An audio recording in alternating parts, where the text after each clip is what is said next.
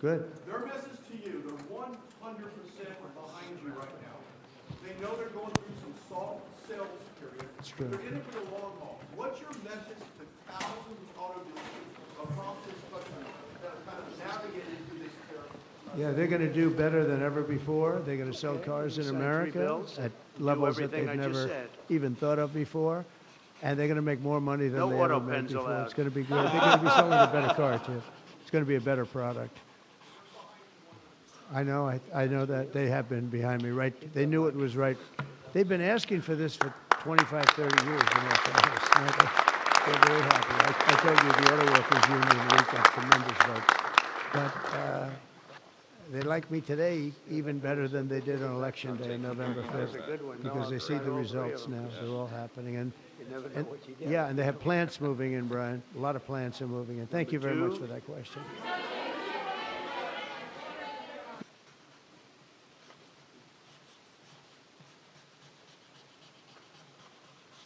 Very steady hand. It's very important. Very steady.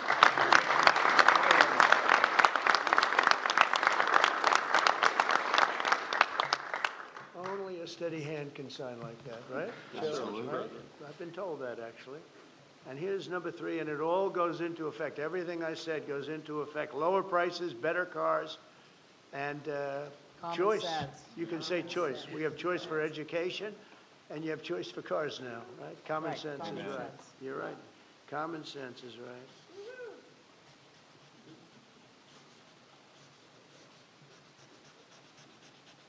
Okay, now I can give you the pen. And I'll give you these. Shelley? Okay, let me sign. Congratulations, John. Okay, you'll take these. Pass these around, fellas. Where's John James from his father? Yeah, you have one, John? Yes, sir. Pass them around. Okay, everybody, there's a few extra, you're gonna take them and give them to someone who paid you. Okay?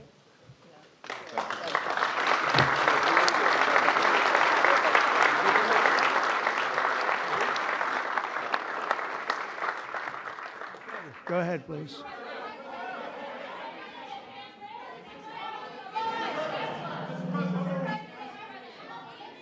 All right.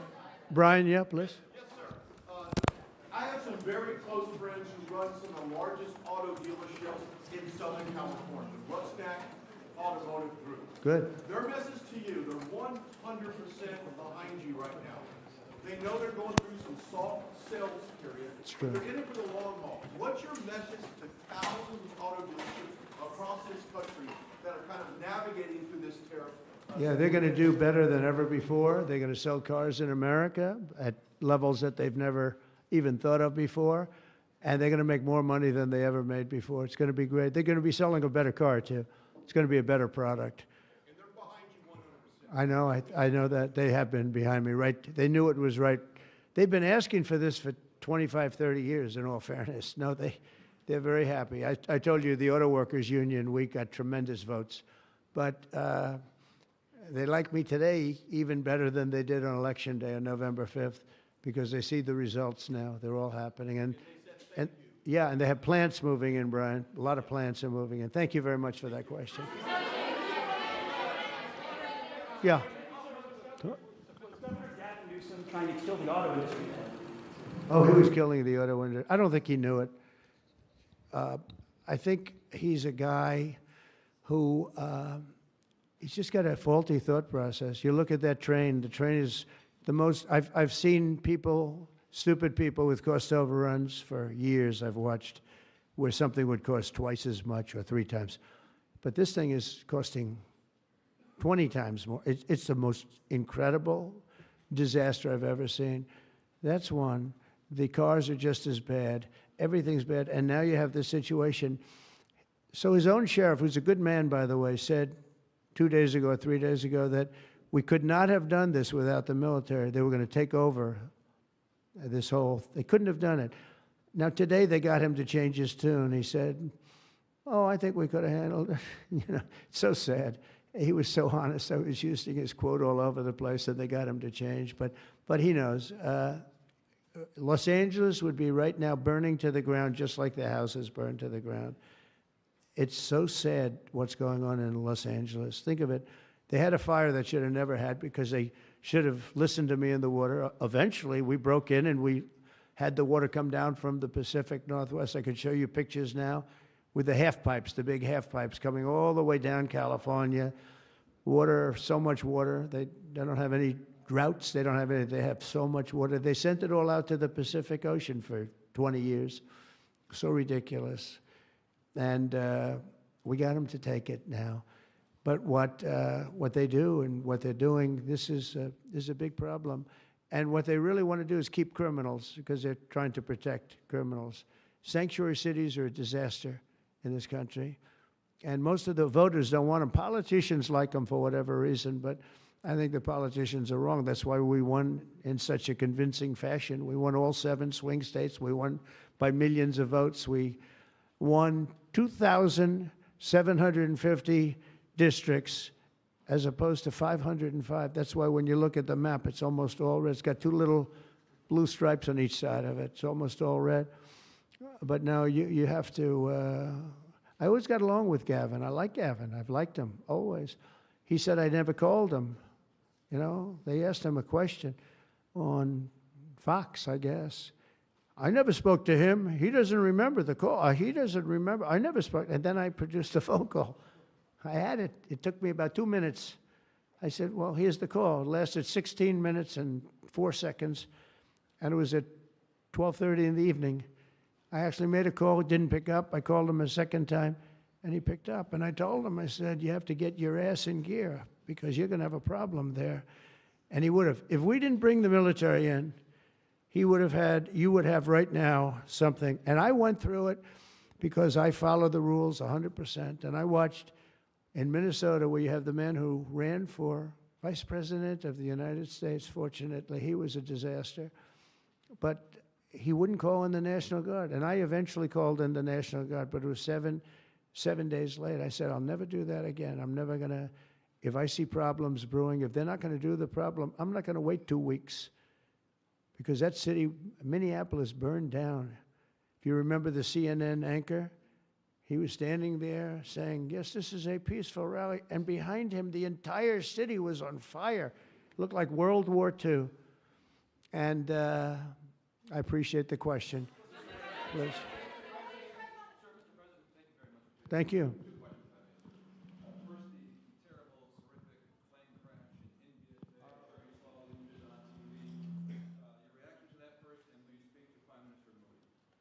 The plane crash was terrible. I've already told them anything we can do. It's a big country, a strong country. They'll handle it, I'm sure. But I let them know that anything we can do, we'll be over there immediately.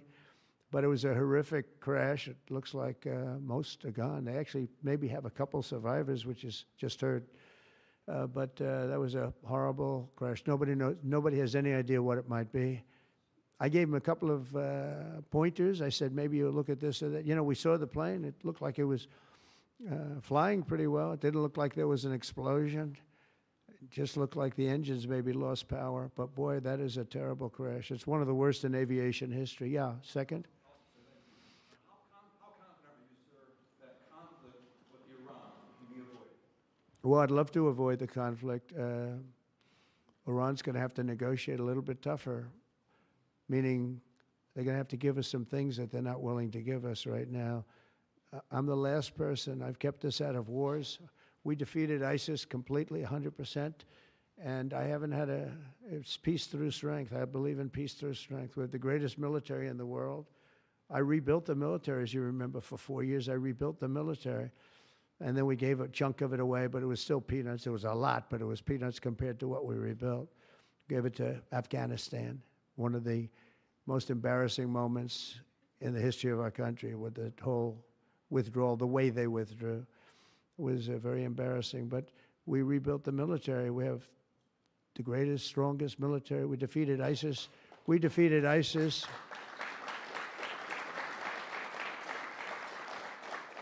We defeated ISIS in 4 weeks. It was told to be 5 years. It was going to take 5 years, anywhere from 4 to 5 years. We did it in 4 weeks with, by the way, headed by the general who's now the head of the Joint Chiefs of Staff. That's why he's there. He said it would take 4 weeks, and he did it in 4 weeks. He did actually a little bit faster. So we have a great country, and we're going to keep it that way. And when it comes to Los Angeles or other cities, if we see other cities are gearing up, and these people are agitators, they're paid, they're professionals, they're insurrectionists, they're troublemakers, they're all of those things. But I believe they're paid, and we're going to find out through Pam Bondi and her great staff, her great people at Justice, who they are. And Mike, I think you're doing some investigations in that in Congress, but we're going to find out who they are, because they're really, I think what they're doing is unbelievably illegal. Just one thing, so they took the bricks away from people. They're walking in with satchels of bricks. Now, why do you have bricks? You have bricks because you throw bricks. They're very potent. If they hit you, they kill you. And they took them away. The military took them away. They saw him, what the hell is this? The guy could hardly carry me. Many bricks. He's a strong guy, couldn't carry him.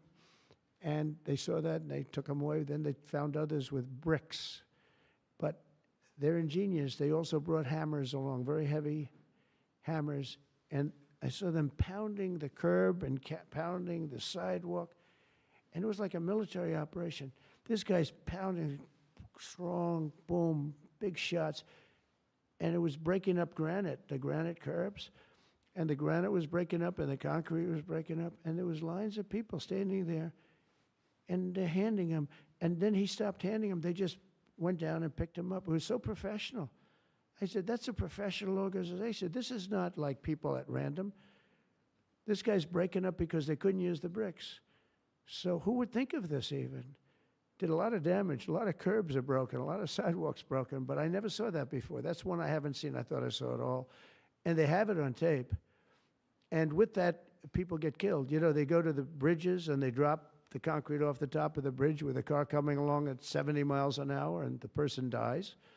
And we had a lot of car problems. You saw that. They were all over the road. They were littered all over the road where the cars got stopped by concrete going through the front windshield.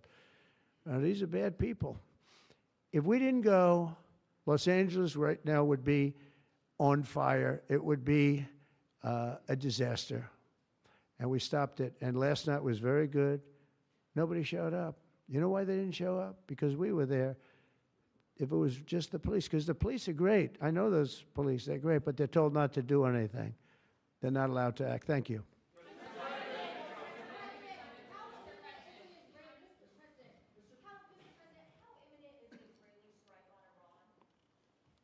Well, I don't want to say imminent, but it looks like it's something that could very well happen. Look, it's very simple, not complicated. Iran cannot have a nuclear weapon. Other than that, I want them to be successful. I want them to be tremendous. We'll help them be successful. We'll trade with them. We'll do whatever is necessary. You know, I stopped a war between India and Pakistan. And I stopped it with trade. Nobody, I don't think I've ever seen a story written about it, but it was pretty cool. They were getting ready. Pakistan was their turn to hit, and eventually they're going to go nuclear. And I stopped it. I called each. I respect each leader greatly. I know them. And I spoke to them, and I talked about trade. I said, but you're not trading with us if you're going to go to war, if you're going to start throwing nuclear weapons around. And I said it to both of them, and they were both unbelievable, actually. They understood it exactly. They stopped. I stopped that war with phone calls and trade. And India's here right now negotiating a trade deal, and Pakistan's coming, I think, next week. And I'm very proud of that. Nobody died. Nobody, the nuclear weapons, they each have very severe, very substantial numbers of nuclear weapons. And I think we should get some credit for that. You know, the whole Republican Party should, because that's their mindset. Please. Yes, ma'am. What?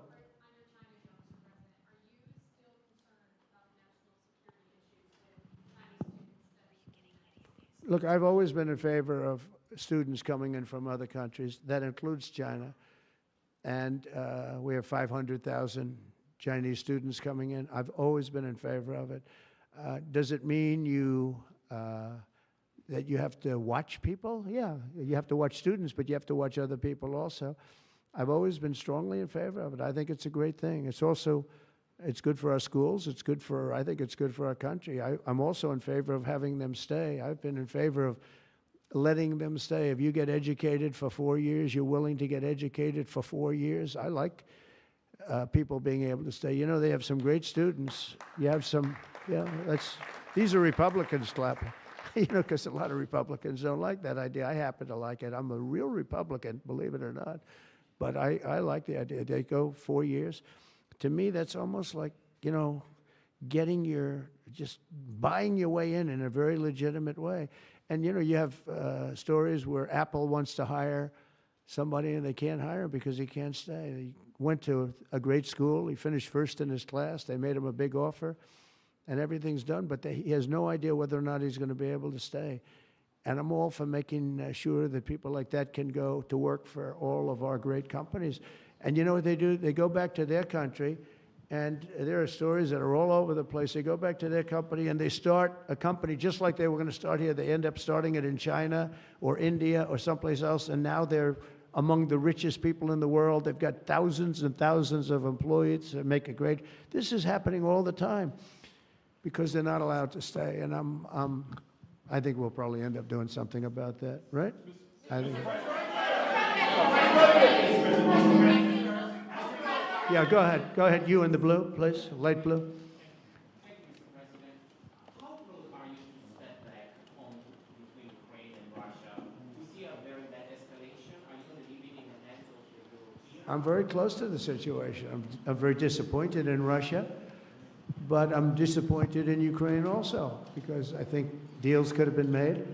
And, you know, we're losing 5,000, 6,000 people a week, soldiers mostly, but also people living in towns because they're getting hit by missiles again. How'd you like to live in a building and you think a missile has a good chance of hitting your building during the evening? It's horrible. Must be horrible to live like that. But, I mean, we'll get it, but it's, I'm disappointed that it's not done. We did great with India and Pakistan. We did very good with Israel. I thought, look, October 7th was a disaster. People forget, you know, they like to forget. That was a horrible thing. But, you know, none of these things would have happened if I were president. If I were president, none of it would have happened. You wouldn't have the Israel problem. Iran was broke. They had no money. We had big sanctions on them. Biden immediately let them get rich, $300 billion they have right now. But they had no money for Hamas or Hezbollah. They had no money for anything. It was perfect. We wouldn't have had inflation that was caused by oil, Chris. The oil price went through the roof. It was also caused by their spending, but it was caused more by oil than anything else. The oil went so high, got close to $100 a barrel, and that cost. And that also kept the war going with Putin because at $100 a barrel, that was a big money-making experience. But now it's down to where it's not so good for them anymore. No, it's very important to get that solved. That's a bloodbath. That's a terrible bloodbath that's going on. Yeah, please, go ahead. Go ahead. Following up your question, answer on India and Pakistan for stopping the war between them. India says that they cannot talk to Pakistan unless Pakistan takes actions against terrorists. I mean, we're going to get those two getting together, you know? I told them, India and Pakistan, they've had a long time rivalry over Kashmir. And I said, I can solve anything. I'll be your arbitrator. I will be your arbitrator. I can solve anything. And I started first question, how long has it been going on? They said, 2,000 years. I said, oh, that's a problem. Maybe I'll take it. Mr. President. When I heard 2,000 years, I said, maybe I'll have John Hess solve that problem. Mr. President, will you punish Israel for striking Iran? Peter? Thank you, President Trump. I have two. First, on immigration. What made you change your mind about targeting in California farmers and people in the hotel and leisure business? Well, we're not targeting. In fact, if you look today, I put out a statement today about farmers. Our farmers are being hurt badly by, you know, they have very good workers. They've worked for them for 20 years. They're not citizens, but they've turned out to be, you know, great. And we're going to have to do something about that. We can't take farmers and take all their people and send them back because they don't have maybe what they're supposed to have, maybe not. And you know what's going to happen and what is happening? They get rid of some of the people because You know, you go into a farm and you look and people don't, they've been there for 20, 25 years and they've worked great and the owner of the farm loves them and everything else. And then you're supposed to throw them out. And you know what happens? They end up hiring the people, the criminals that have come in, the murderers from prisons and everything else. So we're going to have an order on that pretty soon, I think. We can't do that to our farmers. And leisure, too, hotels. We're going to have to use a lot of common sense on that. And my other question about the Middle East, as the Israelis apparently gear up for some kind of an attack, a possible attack on Iran, are you trying to talk Netanyahu out of doing that, or are you so against Iran having a nuclear weapon that you're okay, he does his thing because it is not an American war? Yeah, it's a very fair question. Look, I want to have an agreement with Iran. We're fairly close to an agreement. We are fairly close to a pretty good agreement. It's got to be better than pretty good, though, but it's got to be, I'd much prefer an agreement. As long as I think there is an agreement, I don't want them going in because I think that would blow it. Might help it, actually, but it also could blow it. But we've had very good discussions with Iran. Whether or not we get there, I can't tell you, but it'll happen soon. I say this, Peter, very strongly. They can't have, whether it's going in or not going in, they can't have a nuclear weapon. I'd prefer the more friendly path. And can you tell us what the Israelis told you that made you start to evacuate the dependents of servicemen and women who are stationed in the They Middle didn't East? tell me anything, but I said, look, there's a chance of massive conflict. We have a lot of American people in this area, and I said, we got to tell them to get out because something could happen soon. And I don't want to be the one that didn't give any warning and missiles are flying into their buildings. It's possible. So I had to do it. You know, I had the choice. Do I do it or not? Doing it has its downside, but it also has its upside. Like, you're going to save a lot of lives if it should happen. Hopefully that doesn't happen. Right? Thank you.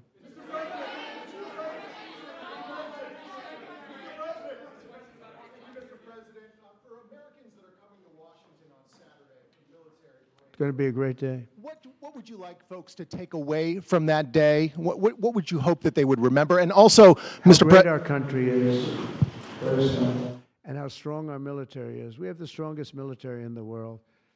You know, it's very interesting. 3 weeks ago, it was the end of world anniversary, end of World War II, and I called France, and Macron, who's a good man, I said, "What are you doing?" He goes, "We're celebrating World War II, our victory." I said, "Your victory? Your victory? Tell me about that." And then I called somebody else, and I happened to speak to President Putin at the time. Now, in all fairness to him, he lost 51 million people, and he did fight. Russia fought. Sort of interesting, isn't it? He fought with us in World War II, and everybody hates him. And Germany and Japan, they're fine. You know, someday somebody will explain that, but I like Germany and Japan, too. But Putin is a little confused by that, you know. He said, we lost 51 million people and we were your ally, and now everybody hates Russia and they love Germany and Japan. I said, let's explain that sometime, okay? But it's a strange world. But I will say this, look, I want them to go away saying how great our country is and how great our military is. And I was making all these calls. For some reason, I spoke to like 4 different places. Sir, are you celebrating? And I said, you know, we won World War II and World War I, right? We won them. And yet we're the only country that doesn't celebrate. Everybody's celebrating except us. And I said, we should celebrate too. several No Kings protests planned across the country on Saturday as well. What are your thoughts on those? What do they call it? No king? No Kings. I don't feel like a king. I have to go through hell to get stuff approved. A king would say, I'm not going to get this. A king would have never had the California mandate to even be talking to him. He wouldn't have to call up Mike Johnson and Thune and say, fellas, you got to pull this off, and after years we get it done. No, we're not a king. We're not a king at all. Thank you very much. Go ahead. Yeah, go ahead. Sir, Go ahead. Mr. President, sir, you made a lengthy posting today on Truth Social about Senator Rand Paul. Do you expect Yeah. to see him at the picnic tonight, sir? I do. I look forward to seeing him, actually. I like him. He's the hardest vote in the history of the U.S. Senate to get. Probably won't get him, but he's a very tough vote. I mean, he's a very tough vote. He's always been a friend of mine. You know, I endorsed him and got him elected. I got him elected twice. but I don't think he understands how great this bill is. This is a great bill. No tax on tips, no tax on, the Social Security payments. It's unbelievable what happens. No tax on overtime. You work overtime, no more tax. It's so, those are big, but they're minor compared to the big things. Taxes reduced. And let's look at the other side. If it doesn't get approved, a 68% tax increase, 68%, including the fact that the Trump tax cuts kick in, but it's a 68% tax increase and many other bad things. I don't even want to, some of them are so bad I don't even want to talk about them. I think it's one of the greatest bills we'll ever pass in this country, and I think that Leader Thune and this gentleman right here, what he's gone through on this with, we started off with a majority of 1, now I guess we have 7, so it's like easier, but it's really sort of 3. It's 7, but it really equates to 3, right? And we have great support. I mean, I can't tell you, I can't guarantee, but when you have a majority of essentially 3, where you can't lose anything more than 3 votes, and you get it passed, it's pretty amazing. And I think it's going to haunt the Democrats because most of the bill is common sense. It's tax cuts, it's border wall funding, it's military funding properly spent. It's all things that are like common sense. They're all good. There's nothing tricky about it. It's basic stuff. And we don't intend on getting one, think of it, not one Democrat vote in the House. Mike, not one. Maybe somebody will come along. I don't know how they can run for office. So many different things. We're gonna, very important, Medicare and Medicaid are gonna be strengthened, not hurt. They're using fake narrative. Oh, no, they're gonna be strengthened. We're gonna strengthen them. They're gonna destroy them because under their policies, Medicare and Medicaid go away. Social Security under them is gonna be devastated. With us, it's gonna be kept, but much stronger than before. And very interestingly, I saw this and I proved it because for 4 years, I never hurt Medicare, Medicaid, or Social Security. I've already been there. But they're going to destroy Medicare, Medicaid, and Social Security. They're going to wipe them out, in my opinion, because their policies are so bad, the country will have no money to pay for them. We're going to make them stronger than ever before. Thank you very much, everybody.